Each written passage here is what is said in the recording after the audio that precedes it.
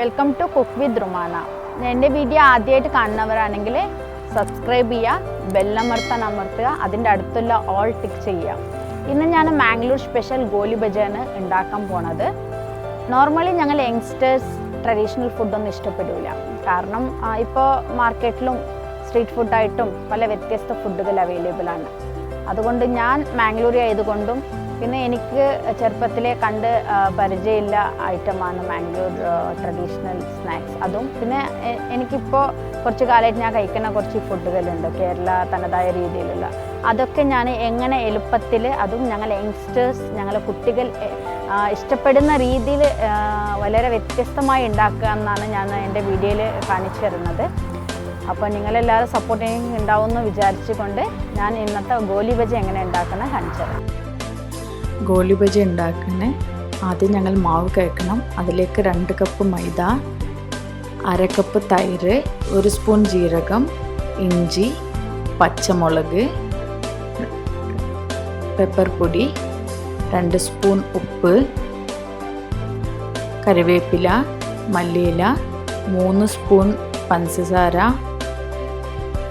ഇട്ട് കയ്യിൽ നല്ലോണം മിക്സ് ചെയ്യണം. എല്ലാ സൈഡും മിക്സ് ആവുന്ന രീതിയിൽ വേണം മിക്സ് ചെയ്യാൻ. ഇപ്പോൾ വെള്ളം ഒഴിച്ച് കൊടുക്കരുത് മിക്സ് ചെയ്യുമ്പോൾ. അതിനുശേഷം കുറച്ച് വെള്ളം ഒഴിച്ചിട്ട് 2-3 ബാച്ചായിട്ട് വേണം ഇത് മിക്സ് ചെയ്യാൻ. വെള്ളം ഒഴിക്കാൻ ഒറ്റയടിക്ക് വെള്ളം ഒഴിക്കാൻ പാടില്ല. വെള്ളം ഒഴിച്ചാൽ വെള്ളമായി പോവും. അങ്ങനെ വെള്ളമാവാൻ പാടില്ല. ഒരു ഈ പരിവായ ശേഷം ഇങ്ങനെ കയ്യിൽ നല്ലോണം അടിക്കണം.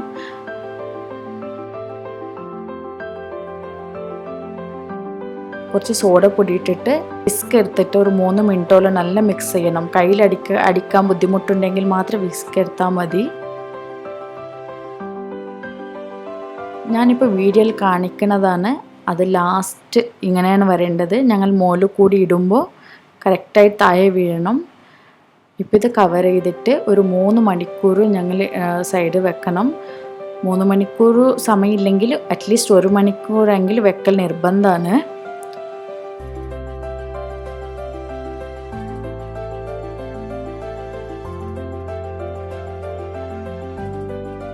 ചൂടായ ശേഷം ഞാൻ ഇപ്പോൾ വീഡിയോയിൽ കാണിക്കുന്ന പോലെ ഒരു സൈഡിൽ നിന്ന് കുറച്ച് ഇങ്ങനെ എടുക്കണം. ചെറിയ ഉരുള പോലെ എടുക്കണം. നിങ്ങൾക്കിപ്പോൾ വീഡിയോയിൽ കാണാം. കറക്റ്റ് വെള്ളം ഒന്നും ആവാതെ കറക്റ്റ് അതന്നെ ഇങ്ങനെ വരണുണ്ട്. ഞങ്ങൾ മാവ് ലൂസായാൽ വെള്ളം പോലെ ആയിട്ട് അതൊരു പക്കോട ടൈപ്പായി പോവും. എന്താണ് ചിപ്സ് ടൈപ്പാവും. അങ്ങനെ ആവരുത്. ഉരുള രീതിയിൽ വരണം. നിങ്ങൾ കാണുന്നുണ്ട് ഞങ്ങൾ മാവ് കുഴച്ചത് പെർഫെക്റ്റ് ആയിട്ടുണ്ട്. നിങ്ങൾ ഗോലി ബജ വരുമ്പോൾ എന്തോന്ന് വിചാരിക്കേണ്ട. അതിൻ്റെ മലയാളത്തിൻ്റെ അർത്ഥം ഉണ്ടപ്പൊരി എന്നാണ്. But Mangalapuram style ഉണ്ടപ്പൊരിയാണ്.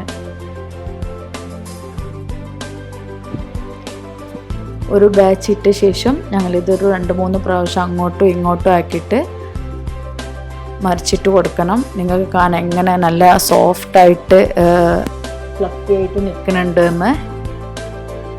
ഇതാണ് അതിൻ്റെ കറക്റ്റ് ടെക്സ്ചർ.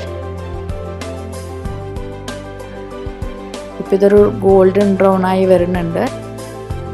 ഒന്നുകൂടി ഇങ്ങനെ ഇളക്കിയിട്ട് ഇപ്പോൾ ഇത് റെഡിയായി വരുന്നുണ്ട്. അപ്പോൾ ഒന്നുകൂടി ഇളക്കുക. മീഡിയം ഫ്ലെയിമിൽ വെക്കാൻ മറക്കരുത്. ഹൈ സ്പീഡിൽ വെച്ചാൽ കരിഞ്ഞു പോവും. അപ്പോൾ ഞങ്ങൾ ഫസ്റ്റ് ബാച്ച് എടുക്കുക.